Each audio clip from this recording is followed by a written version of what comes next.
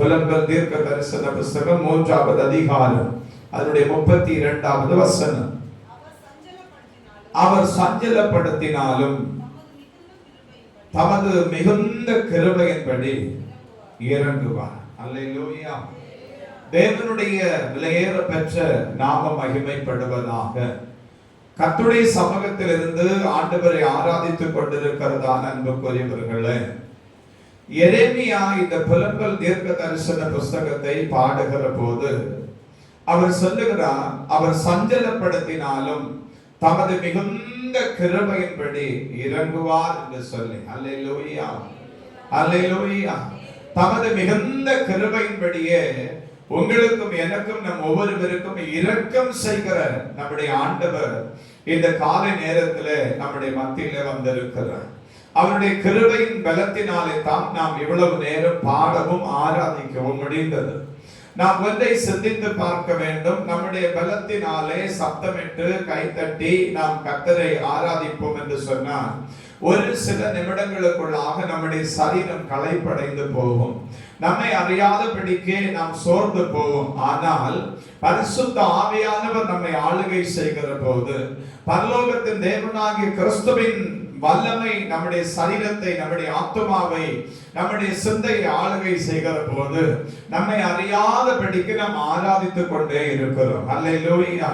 ஆமென். நம்முடைய பலவீனங்கள் நம்மை மேற்கொள்வதில்லை. அந்நேரத்தில் நம்முடைய சரீரத்தின் பலவீனங்களை நாம் மறந்து, நம்முடைய இருதயத்தின் வேதனைகளை மறந்து, நம்முடைய பாடுகளை எல்லாவற்றையும் நாம் மறந்து கர்த்தரை ஆராதிக்கபடிக்கு ஆவியானவர் நமக்கு இந்த காலை நேரத்திலே உதவி செய்தார். அந்த தேவன் இன்றைக்கு நம்மை பார்த்து சொல்லுகிறார், என் பிள்ளைகளே, நான் சஞ்சலப்படுத்தினாலும் என்னுடைய மிகுந்த கிருபையின்படியே உங்களுக்கு இரக்கம் செய்கிறவராய் இருக்கிறேன் என்று சொல்லி. அல்லேலூயா, அல்லேலூயா. நான் கடந்த நாளில் ஒரு போதகரோடு கூட பேசும்படிக்கு நான் அவருக்கு தொடர்பு கொண்ட போது அவரிடத்தில் சொன்னதான ஒரு செய்தி என்னை மிகவும் ஆச்சரியப்படுத்தினது.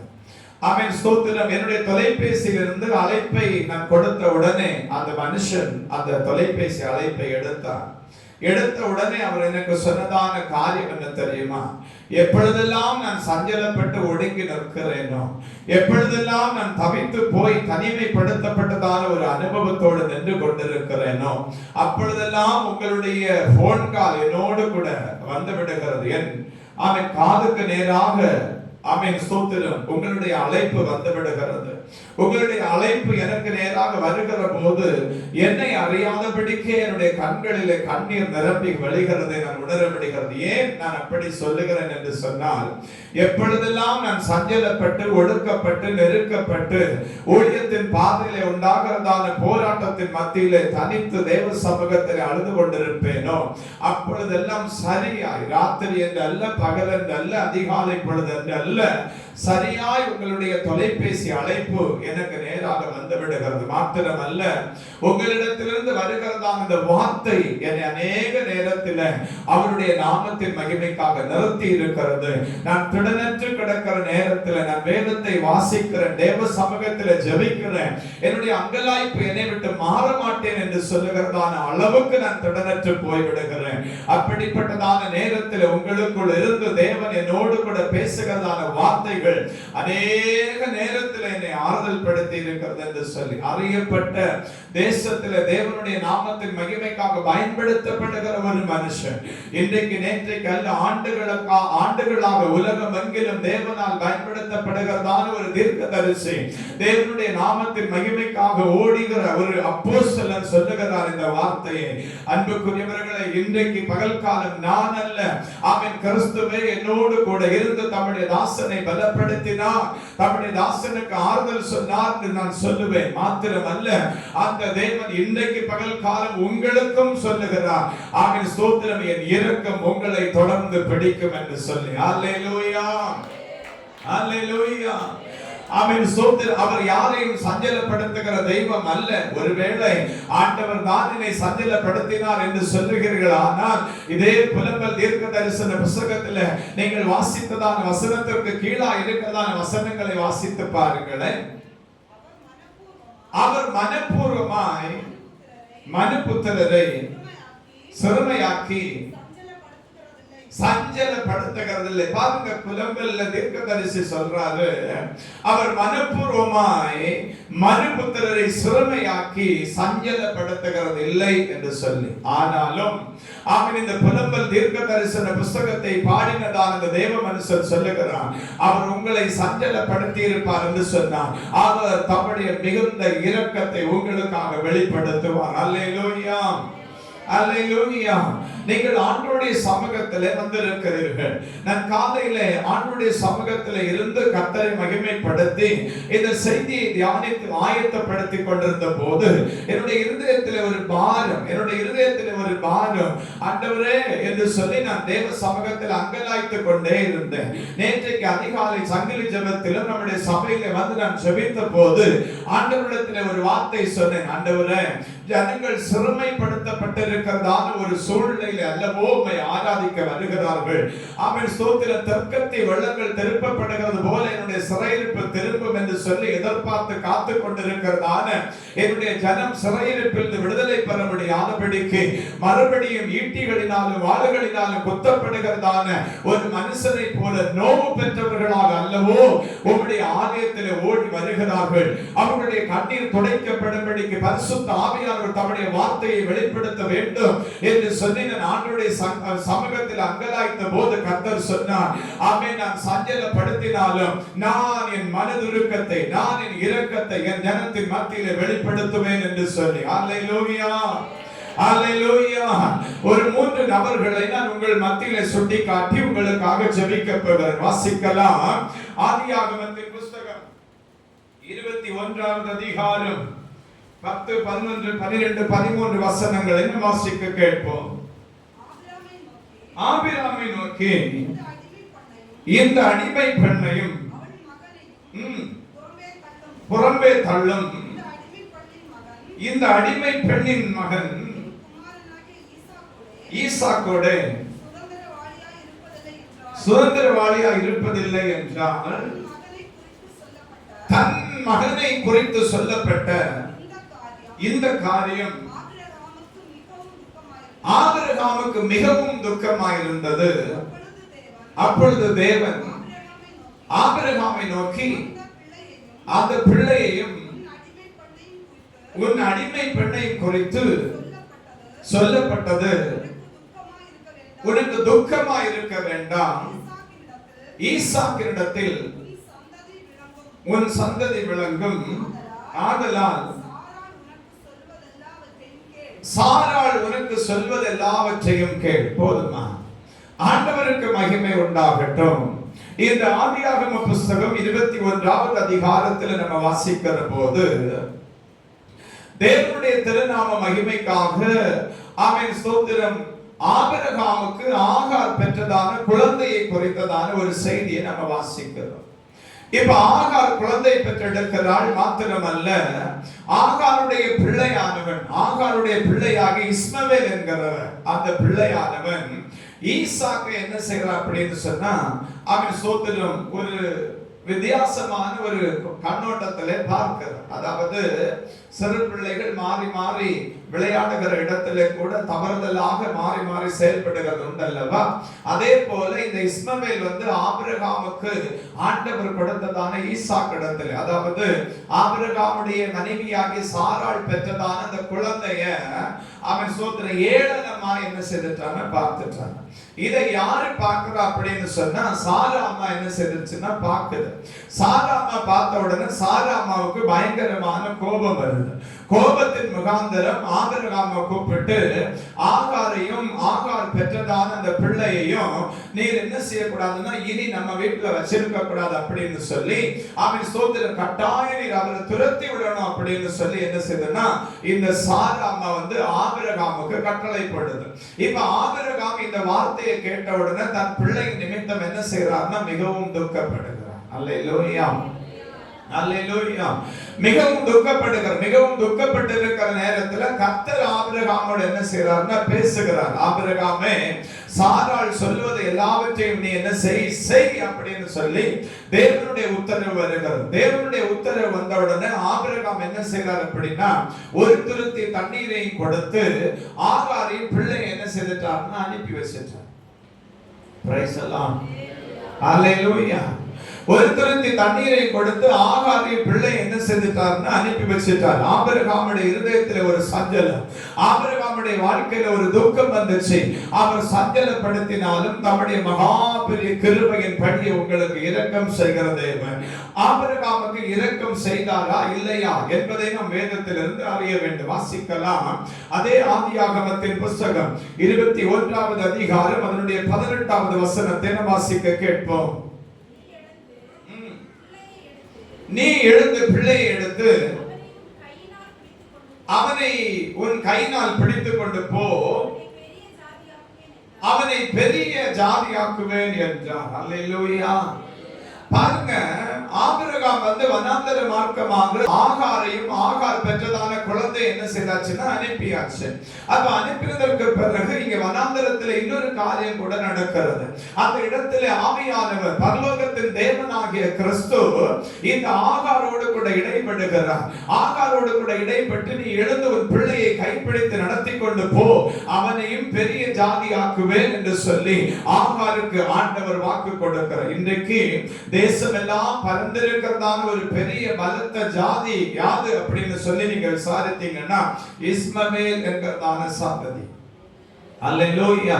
உலக மக்கள் தொகையிலே உலக மக்கள் தொகையிலே 3 பங்கு இடத்தை அடைத்து பிடித்திருக்கிறவர்கள் அவர்கள் மாத்திரம்தான். இன்றைக்கு தேவனுடைய நாமத்தில் நான் உங்களுக்கு சொல்லுவேன், அன்புக்குரியவர்களே, நீங்கள் சஞ்சலப்பட்டு வந்திருக்கிறீர்களா? ஒருவேளை இந்த ஆபிரகாம் தன் பிள்ளைக்காக சஞ்சலப்பட்டது போல நீங்கள் சஞ்சலப்பட்டு கொண்டிருக்கிறீர்களா?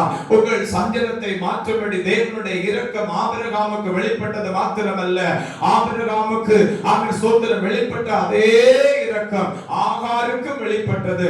இன்றைக்கு பகல்கால தேவ சன்னிதானத்தில் வந்திருக்கிறதான உங்கள் ஒவ்வொருவருக்கும் ஒரு நற்செய்தி, உங்களுக்காக தேவ இரக்கம் கிருபையாய் வெளிப்படும். அல்லேலூயா. அல்லேலூயா. நீங்கள் ஒருவேளை ஆகாரை போல வனாந்தரத்தில் துரத்தப்படுகிற அனுபவத்தோடு கூட நீங்கள் வாழ்ந்து கொண்டிருக்கலாம்.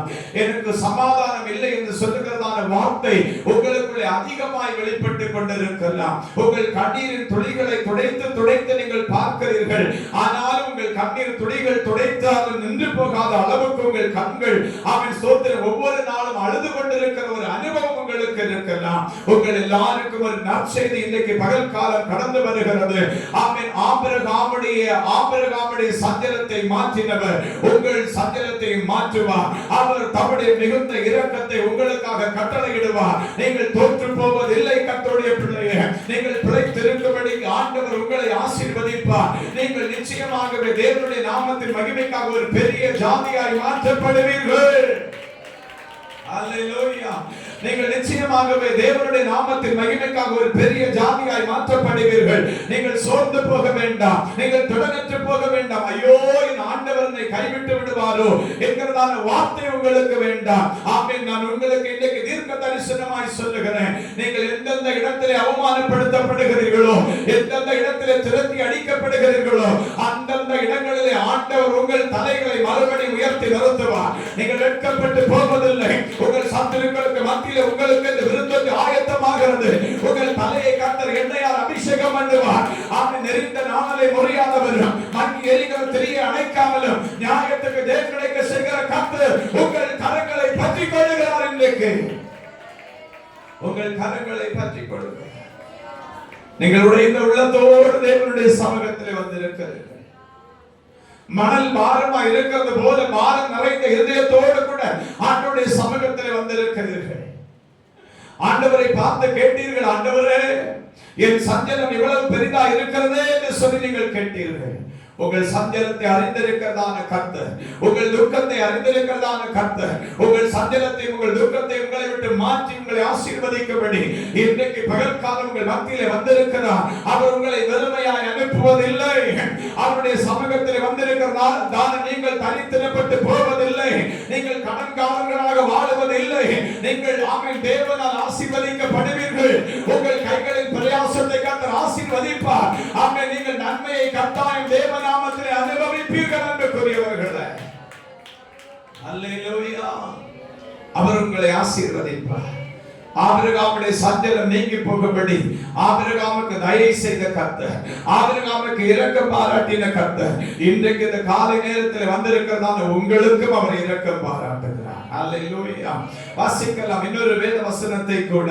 1 சாமுவேலின் புஸ்தகம் 1வது அதிகாரம், 1 சாமுவேலின் புஸ்தகம் 1வது அதிகாரம் அதனுடைய 8வது வசனத்தை கூட நாம் வாசிக்க கேட்போம். அவள் புருஷனாகி எல்கானா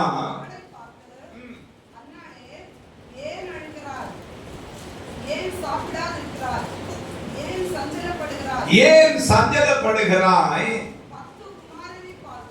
10 குமாரரை பார்க்கிலும் நான் உனக்கு அதிகம் அல்லவா என்றார். 1 சாமுவேல் 1வது அதிகாரம் அதனுடைய 8வது வசனத்தை தான் நாம் வாசித்தோம். அன்னாள் என்கிறதான ஒரு தேவ மனுஷியை குறித்து நாம் இங்கே வாசிக்கிறோம். இந்த அன்னாள எப்பவுமே வேதனைப்படுத்திட்டே இருக்குது. எதுக்காக வேதனைப்படுத்துது அப்படின்னு சொல்லி நீங்க வேதத்தை திருப்பினா, வேதம் சொல்றது அன்னாளுக்கு குழந்தை பாக்கியம் இல்லை. அல்லேலூயா. அன்னாளுக்கு குழந்தை பாக்கியம் இல்லை. அதனால அவன் தன்னுடைய வீட்டுக்குள்ள இருக்கிறதான சொந்த சகோதரி என்ன செய்த அப்படின்னா, அன்னாளை பார்த்து எப்பவுமே இழிவான வார்த்தைகளை பேசிட்டே இருக்கிறது. அப்ப இழிவான வார்த்தைகளை கேட்டதான இந்த அன்னாளுடைய இருதயம் என்ன செய்ததுன்னா சஞ்சலப்பட்டு கொண்டிருக்கு. எல்கானா அன்னாளுடைய புருஷனாகி எல்கானா இந்த அன்னாளை ஆறுதல் படுத்தி பார்க்கிறாரு. ஆனாலும் அன்னாளுடைய இருதயம் என்ன செய்யல அப்படின்னா ஆறுதல் படல. இந்த சஞ்சலப்பட்டதான இந்த அன்னாளை பரலோகத்தின் தேவன் என்ன செய்தார்னா நினைத்தருளினார். இந்த சஞ்சலம் நீங்கும்படிக்கு அன்னாள் செய்ததான காரியம் என்ன அப்படின்னு சொன்னா, எழுந்து தேவனுடைய ஆலயத்துக்கு அவள் என்ன செய்தாள்னா வந்தார். அல்லேலூயா, அல்லேலூயா. நாம சஞ்சலப்படுகிறோம் அப்படின்னு சொல்லி நாம நிறைய நேரத்துல சொல்றோம். இந்த சஞ்சலம் தீர்க்கிறதற்கு அன்னாள் கண்டுபிடித்திருந்ததான ஒரு பாதை என்ன அப்படின்னு சொன்னா, தேவனுடைய ஆலயத்துக்கு போகிறது. எல்கானா அதிகமாக அந்த அன்னாளை என்ன செய்யறாருன்னா நேசிக்கிறார். நேசித்து எவ்வளவோ ஆறுதல் சொல்லி பார்க்கிறாரு. ஆனா என்ன செய்யலன்னா அன்னாளுக்கு ஆறுதலே வரல. அப்பதான் அண்ணா ஒரு முடிவுக்கு வந்துச்சு, நேரே நான் கர்த்தருடைய ஆலயத்துக்கு போவேன் அப்படின்னு சொல்லி தேவனுடைய திருசன்னிதானத்தில் அழத் தொடங்கினது. அன்புக்குரியவர்களே, நீங்கள் ஒவ்வொரு நாளும் கர்த்தருடைய ஆலயத்தில் அழுகிறவர்கள் தான், ஜெபிக்கிறவர்கள் தான், இல்லை என்று நான் சொல்லவில்லை. ஆனால் தேவனுடைய ஆலயத்தில் ஜெபித்துக் கொண்டிருக்கிற, ஆராதித்துக் கொண்டிருக்கிறதான உங்களுக்கு இன்றைக்கு பகல் காலம் ஒரு நற்செய்தி. அன்னாளுடைய சஞ்சலத்தை மாற்றினதான கர்த்தர் உங்கள் இருதயத்தின் சஞ்சலத்தை உங்களை விட்டு மாற்றுகிறார். அல்லேலூயா, அல்லேலூயா. அன்னாளுடைய வாழ்க்கையில ஆசீர்வாத குறைவு எது அப்படின்னா குழந்தை பாக்கியம் இல்லை அப்படிங்கிறது தான். நம்முடைய வாழ்க்கையில என்னென்ன ஆசீர்வாதங்கள் குறைவுபட்டிருந்தாலும் இன்றைக்கு நீங்கள் தேவனுடைய சமூகத்தில் வந்திருந்து தேவனுடைய ஜெப வீட்டுக்குள்ள இருந்து கொண்டு ஒத்தாசை செய்கிற பர்வதத்துக்கு நேராக உங்கள் கண்களை ஏறெடுத்து, வானம் எனக்கு சிங்காசனம் பூமி எனக்கு பாதபடி என்று சொன்ன கர்த்தருடைய சமூகத்தை நோக்கி பார்த்து அழுது கொண்டிருக்கிறபடினால நான் உங்களுக்கு ஒரு வார்த்தை சொல்லுவேன், நீங்கள் பாக்கியவதிகள், நீங்கள் பாக்கியவான்கள் என்று சொல்லி. அல்லேலூயா. ஏனென்றால் மனுஷர்களுக்கு முன்பதாக அழுகிறதற்கு ஆண்டவர் நமக்கு அனுமதி தராமல் அவருக்கு முன்பதாக நம்முடைய சஞ்சலத்தை இறக்கி வைக்கும்படிக்கு நமக்கு ஒரு ஆராதனை ஸ்தலத்தை கர்த்தர் தந்தாரு. நமக்கு ஒரு ஸ்தோத்திர ஆராதனை கூடத்தை நமக்கு தந்தாரு. அவருடைய பாதத்தில் அழத்தக்கதான ஒரு மணி நேரத்தை நமக்கு தந்தாரு. இந்த ஆண்டவர் இன்றைக்கு பகல்காலம் உன்னை பார்த்து சொல்லுகிறார், உங்கள் ஒவ்வொருவரையும் பார்த்து சொல்லுகிறார், தேவனுடைய நாமம் மகிமைப்படும்படிக்கு நான் உங்களோடு கூட பேசுகிறேன். ஆவியானவர் உங்களை பார்த்து சொல்லுகிறார், என் பிள்ளையே, நீ சஞ்சலம் நீங்கி சமாதானமாய் இருக்கும்படி நான் உனக்கு உதவி செய்வேன். ஹல்லேலூயா, ஹல்லேலூயா. வியாதி நிமித்தம் ஒருவேளை நீங்கள் சஞ்சலப்படுகிறீர்களா? கடன் பாரத்து நிமித்தம் நீங்கள் சஞ்சலப்படுகிறீர்களா? தரிசனத்தை இழந்து நடக்கிற உங்கள் பிள்ளைகளை நிமித்தம் நீங்கள் சஞ்சலப்படுகிறீர்களா? பிள்ளைகளுடைய படிப்பிலே ஒரு ஆசீர்வாதம் இல்லை என்று சொல்லி நீங்கள் சஞ்சலப்படுகிறீர்களா? தொழிலே ஒரு முன்னேற்றம் இல்லை என்று சொல்லி நீங்கள் சஞ்சலப்பட்டுக் கொண்டிருக்கிறீர்களா? இன்றைக்கு பரலோகத்தின் தேவனுடைய ஜெப வீட்டில் இருந்து கொண்டு நீங்கள் அழுததான கண்ணீரின் துளிகள் அவருடைய துருத்தியிலே சேர்த்து வைக்கப்பட்டிருக்கிறது. அவர் உங்கள் கண்ணீரை அவன் கண்டு உங்களை ஆசீர்வதிக்கிற தெய்வம். அவர் உங்கள் கண்ணீரை கணக்கு வைத்து ஆசீர்வதிக்கிற தெய்வம். அவர் ஒருபோதும் உங்களை மறப்பதில்லை என்பதற்குரியவர்களே, ஒருபோதும் அவர் உங்களை கைவிடுவதில்லை என்பதற்குரியவர்களே, ஒருபோதும் அவர் உங்களை வெட்கப்படுத்த மாட்டார் என்பதற்குரியவர்களே. நீங்கள் சொல்லலாம், நான் தோற்று போனேன் என்று சொல்லி, நான் தோற்று போனேன் என்று சொல்லி. நான் உண்மையாய் சொல்லுவேன், இந்த ஆலயத்திலே மாத்திரமல்ல, எந்த ஒரு திருச்சபையிலும் ஆவிக்குரிய தேவனுடைய ஜனமாய் கூடி ஆராதிக்கிற எந்த ஒரு திருச்சபையிலும் நீ போயிருந்த தேவனுடைய நாமத்தின் மகிமைக்காக மனம் கசந்து அழுகிறது உண்மையானா, இந்த செய்தியை தூரத்திலும் அந்நிய பட்டணங்களிலிருந்து கேட்டுக்கொண்டிருக்கிற ஜனமே, உங்களோடு நான் பேசுகிறேன். அந்நிய பட்டணத்தில் இருந்து இந்த செய்தியை கேட்டுக்கொண்டிருக்கிறதான ஆமென், உனக்கு ஒரு வார்த்தை சொல்லுகிறேன். தூரத்துக்கும் என் ஆண்டவர் தேவனாகவே இருந்து கொண்டிருக்கிறார். அவர் சமீபத்திற்கு மாத்திரம் தேவன் அல்ல, தூரத்தில் இருக்கிற உனக்கும் அவர் கர்த்தராகவே இருந்து கொண்டிருக்கிறார். உனக்கும் கர்த்தராகவே இருக்கிற உன் தேவன் உன்னை பார்த்து சொல்லுகிறார், என் பிள்ளையை நீ சஞ்சலப்படாதே, என் பிள்ளையை நீ சஞ்சலப்படாதே. ஒரு சஞ்சலம் நீங்கும்படி அன்னாளை கடாட்சித்தது போல இன்றைக்கு பகல்காலம் நான் என்னை கடாட்சிப்பேன். அல்லேலூயா. ஒருவேளை நீங்கள் சொல்லலாம், நான் யோபு பக்தனை போல சாம்பலிலே உட்கார்ந்து இருக்கிற மனுஷன், பவுல் அப்போஸ்தலன் சொன்னது போல ஆமென், பசியிலும் பட்டினியிலும் ஆமென் சோதனம் அடிமைப்பட்டு கிடக்கிறதான ஒரு மனுஷன், நான் நிர்வாணத்தோடு இருக்கிற மனுஷன் நீங்கள் சொல்லலாம். எப்பேற்பட்டதான சூழ்நிலையும் சரி, என் தேவனால் மாற்ற முடியும். அல்லேலூயா. என் தேவனால் உங்கள் சூழ்நிலையை மாற்ற முடியும் அன்புக்குரியவர்களே. ஏனென்றால் வேதம் சொல்லுகிறது, நீங்களும் நானும் அவருடைய உள்ளம் கைக்குள்ள இருக்கிறோம், உள்ளம் கைக்குள்ள இருக்கிறோம். ஆமென். அவர் நம்மை தம்முடைய உள்ளம் கையிலே வணைந்து வைத்திருக்கிறார்.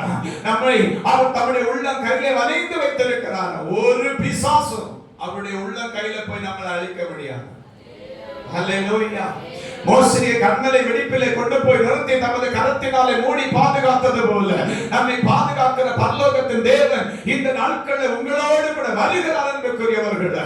ஆமென். நீங்கள் இருக்கிற இடத்துல ஆண்டவருக்கு மாத்திர முதலிடத்தை கொடுத்து, ஆண்டவருக்கு மாத்திர முக்கியத்துவம் கொடுத்து, கிறிஸ்து எனக்கு போதும் என்று சொல்லுகிறதான வார்த்தையோடு கூட நீங்கள் நிற்பீர்களே, ஆனால் உங்கள் சஞ்சலம் நீங்கி போகிறது நிச்சயம். அன்னாருடைய சஞ்சலத்தை ஆண்டவர் மாற்றினார். ஒரு குழந்தை கேட்டா அந்த அன்னாளுக்கு 7 குழந்தைகளை கொடுத்தார். நம்முடைய சபையில கூட ஒரு அம்மா உண்டு, ரீதா, அப்படித்தானே அவங்க பேரு. ஆரம்ப நாட்களில் நம்முடைய சபைக்கு வந்தாங்க. 8 வருஷமா குழந்தை பாக்கியம் இல்லை. தேவ சமூகத்தில் நம்ம போராடி ஜெபித்தோம். ஆண்டவருடைய நாமம் மகிமைப்படுவதாக 3 குழந்தைகளை பெற்றெடுக்க உதவி செய்தார் ஆண்டவர். நான் கடந்த நாளில் விழுப்புர வழியா போயிட்டு இருக்கிறேன். என்னை நிறுத்தி, பாஸ்டர் கொஞ்சம் நில்லுங்க, ஆண்டவர்கிட்ட குழந்தை பாக்கி இல்லை, குழந்தை பாக்கி இல்லைன்னு சொல்லி நான் கேட்டேன். ஆண்டவர் 3 குழந்தைகளை தந்தாரு. இப்ப 3 வாக்குல எனக்கு கிடைச்சு எடுத்துட்டு இருக்குதுப்பா. நான் சொன்னேன், குழந்தை பாக்கியம் தந்ததான ஆண்டவரை தேடி மறுபடியும் தேவனுடைய ஆலயத்துக்கு வா. உன் பிள்ளைகள் உன்னை அணைத்து பிடித்துக் கொண்டு ஆசீர்வாதத்தோடு கூட வாழத்தக்கதாக கர்த்தர் உனக்கு வழி செய்வார்னு சொல்லி. எங்க பாஸ்டர் வர்றது, ஊர்ல தான் சட்டம் போட்டுட்டாங்க போகக்கூடாதுன்னு, அதனால நாங்க இங்கேயே இருந்துக்கிறோம். அப்ப அப்படித்தான் இருக்கோம். அல்லேலூயா. அப்ப அப்படித்தான் இருக்கோம். ஆராதனை மிகவும் முக்கியம். ஆராதனைக்கு வந்தா தான் ஆசீர்வாதம். சிலர் சொல்றாங்க, நாங்க வீட்டுல இருந்து ஜெபிக்கிறோம் மாஸ்டர். நான் தான் வீட்டுல இருந்து ஜெபிக்கிறேன். காலையில் 4 மணிக்கு எழுப்பி ஜெபம் பண்ணாம நான் வந்து பலிபீடத்துக்கு.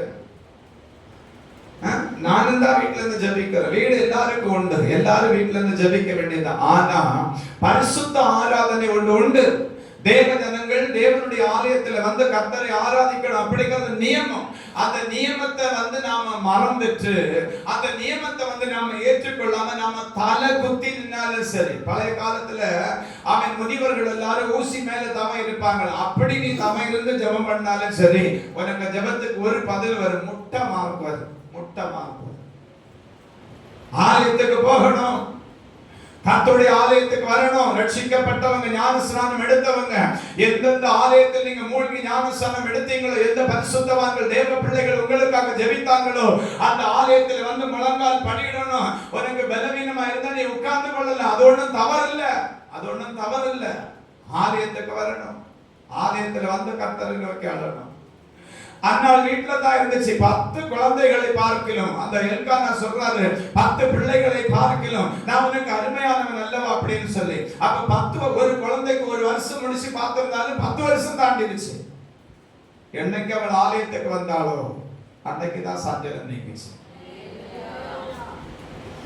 அல்லேலூயா.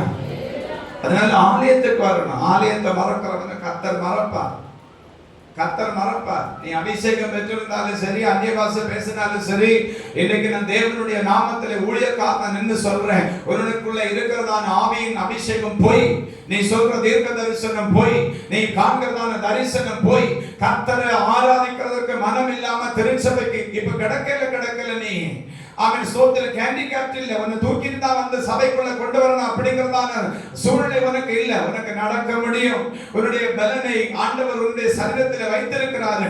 அதை எடுத்து போறதுக்கு முன்னாடி நீ சபைக்கு வந்துடணும். அல்லாட்டி இதுவும் போயிடும், இதுவும் போயிடும். அப்புறம் பேதுரு வர வேண்டி வரும். மாமிக்கு சுகம் கொடுக்கிறதுக்கு 18 ஆண்டுகள் பலவீனப்பட்டிருந்ததான கூனியை எழுப்பி நிறுத்துறதற்கு பேதுரு போனது போல ஊழியக்காரங்க வர வேண்டிய வந்துடும். தேவனுடைய ஆலயத்துக்கு வரணும். ஆலயம் அவ்வளவு நிர்விசாரமாய் போய்விட்டதோ. அல்லேலூயா. மூன்றாவதாக ஒரு காரியத்தை சொல்லி நான் முடிக்கிறேன். தானியேல் தீர்க்க தரிசன புஸ்தகம் 6வது அதிகாரம் 14வது வசனத்தையும் 23வது வசனத்தையும் நம்ம வாசிப்போம். ராஜா இந்த வார்த்தைகளை கேட்டபோது தன்னில் மிகவும் சஞ்சலப்பட்டு தானியேலை காப்பாற்றும்படிக்கு அவன் பேரில் தன் மனதை வைத்து அவனை தப்புவிப்பதற்காக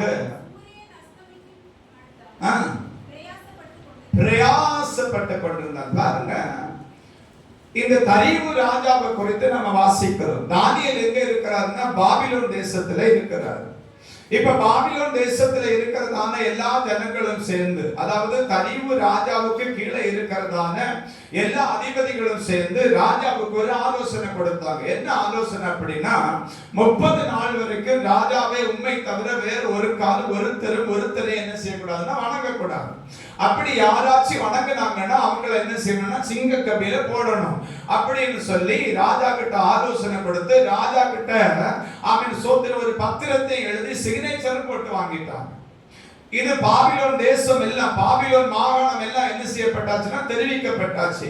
பத்திரத்துக்கு கையெழுத்து வைக்கப்பட்டதற்கு பிறகும் தானியேல் என்ன செய்யறாருன்னா தேவனுடைய நாமத்தின் மகிமைக்காக 3 வேளையும் எருசலேமுக்கு நேராக பலகணிகளை திறந்து வைத்து ஜெபித்துக் கொண்டே இருந்தார். ஜெபித்துக் கொண்டிருந்ததான இந்த தானியேல அவன் ஸ்தோத்திர இந்த பிரதானிகள் எல்லாரும் கண்டுபிடிச்சிட்டாங்க. பிரதானிகள் எல்லாரும் கண்டுபிடிச்சிட்டு ராஜாட்ட போய் சொல்றாங்க, ராஜாவே உங்களுடைய உத்தரவை வந்து தானியேல் மீறி இருக்கிறான், அதனால சிங்கக்கபில போடணும். இப்ப தானியேல் மேல ராஜாவுக்கு பயங்கரமான ஒரு சிநேகம். தானியேல சிங்கக்கபில போடணும் அப்படின்னு சொன்ன உடனே சூரியன் அஸ்தமிக்கு மட்டும் என்ன செய்யறாருன்னு சொன்னா ராஜா தானியேலை தப்புவிக்கும்படிக்கு பிரயாசப்பட்டார். ஒரு பிரயாசத்துக்கு பலன் இல்லை. ஏன்னா பத்திரத்துல கையெழுத்து என்ன செய்தாச்சுன்னா போட்டாச்சு. இப்ப சிங்கக்கபில அழைக்கப்பட்டாச்சு. தானியேல் ராத்திரி முழுசும் சிங்கக்கபில என்ன செய்யறாருன்னா இருக்கிறார். அல்லேலூயா, அல்லேலூயா. ராத்திரி முழுசும் சிங்கக்கபில இருக்கிறார். காலையில சூரியன் உதயமாகிறதற்கு முன்பதாகவே இந்த தரிவு ராஜா வந்து இந்த சிங்கக்கபிலின் அருகாமையில வந்து தானியேலே அப்படின்னு கூப்பிடுவார். அப்ப கீழே இருந்து ஒரு சத்தம் வரும், ராஜாவே நீர் என்றும் வாழ்க. அல்லேலூயா. உன் தேவன் உன்னை தப்புவிக்க வல்லவரா இருந்தாரோ அப்படின்னு சொல்லி கேட்ட உடனே ராஜா கிட்ட தானியேல் சொல்லுவாரு, நானு அவன் ஸ்தோத்திர ராஜாவே உமக்கு நீதி கேடு ஒண்ணும் செய்ததில்லை, நான் ஆண்டவருக்கு பிரியமா தான் நடந்திருக்கிறேன், ஒரு நாள் நான் ஒரு நீதி கேடு தேவனுக்கோ உமக்கோ செய்ததில்லை. கர்த்தர் தம்முடைய தூதனை அனுப்பி சிங்கங்களின் வாய்களை கட்டினார், சிங்கங்கள் என்னை சேதப்படுத்தாதபடிக்கு தேவன் என்னை பாதுகாத்துக் கொண்டார். இப்ப தரிவு ராஜாவுடைய சஞ்சலம் என்ன செய்துச்சு? மாறுச்சு. பிரைஸ் எல்லாம் தேவனை அறியாத, தேவனுக்கு முதலிடம் கொடுத்து ஆராதியாத ஒரு மனுஷன் தான் தரியும். தானியேல் சிங்கக்கவிலிருந்து வெளியே வந்ததுனால, சாத்ராக் மேஷாக் ஆபேத்நேகோ அக்கினி சூளையிலிருந்து வெளியே வந்ததுனால அவங்க தெய்வம் தான் தெய்வம்னு சொல்லி அறிக்கையிட்டவன் தான் இந்த தரிவு. மற்றபடி ஒண்ணும் கிடையாது. ஆனா இந்த தரிவுக்கு ஒரு சஞ்சலம். ஐயோ, நீதிமானை நான் உபத்திரவத்துக்கு உட்படுத்துகிறேன் அப்படின்னு சொல்லி, ஆனால் தரிவுடைய சஞ்சலத்தையும் கர்த்தர் மாற்றினார். அல்லேலூயா.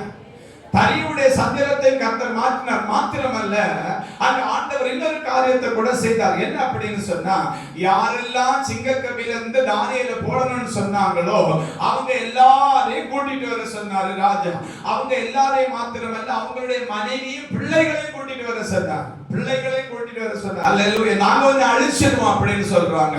எங்களுடைய மந்திரவாதத்துக்கு முன்பதாக நீ சாம்பலாய் போயிடுவ, நீ செய், தாராளம் செய்.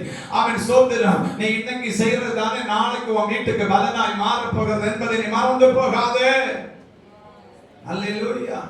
சிலர் சொல்றாங்க, நாங்க அழிச்சிடுவோம், எங்களுக்கு அதிகாரம் இருக்கு. உனக்கு அதிகாரத்தை கொண்டு குப்பையில போடு. என்னுடைய ஆண்டவரிடத்தில் அதிகாரம் இருக்குது. அவன் எசேக்கியா விண்ணப்பித்த போது அவன் தேவன் ஒரு தூதனை அனுப்பினார். ஒரு ராத்திரியில ஒரே ஒரு தூதன் பட்டயத்தை எடுத்து வெட்ட தொடங்கின போது 185,000 பேர் விழுந்து போனார்கள். 185,000 பேர் விழுந்து போனார்கள். ஒரு தூதன். அப்ப இன்னொருத்தர் கூட அனுப்பி இருந்தா, 10 பேர் அனுப்பி இருந்தா, 100 பேர் அனுப்பி இருந்தா, 1000 பேர் அனுப்பி இருந்தா, 10,000 பேர் அனுப்பி இருந்தா, 1,00,000 பேர் அனுப்பி இருந்தா, தேசமே சுடுகாடா போயிடும். அல்லேலூயா. கவலைப்படாதவர்கள் அன்புக்குரியவர்களே, அவங்க ஒருவேளை அறியாம நமக்கு விரோதமா யுத்தம் பண்ணுனா கர்த்தர் அவர்களை மன்னிக்கட்டும். அதே நேரத்தில் அறிந்தே நம்மை அழிக்கும்படிக்கு எழுப்புவார்களே, ஆனா தேவன் நிச்சயமாய் நீதியுள்ள நியாயாதிபதியாய் வெளிப்படுவார். உங்கள் சஞ்சலத்தை ஆண்டவர் மாற்றுவார். ஆமென். உங்களை அவர் சஞ்சலப்படுத்தி இருந்தாலும் தமது மிகுந்த கிருபையின்படி இன்றைக்கு அவர் உங்களுக்கு இரக்கம் செய்கிறார். நீங்கள் சமாதானத்தோடு புறப்பட்டு போகத்தக்கதாக சேனைகளின் தேவனாகிய கிறிஸ்து உங்களுக்கு உதவி செய்வார். முழங்கால் படி.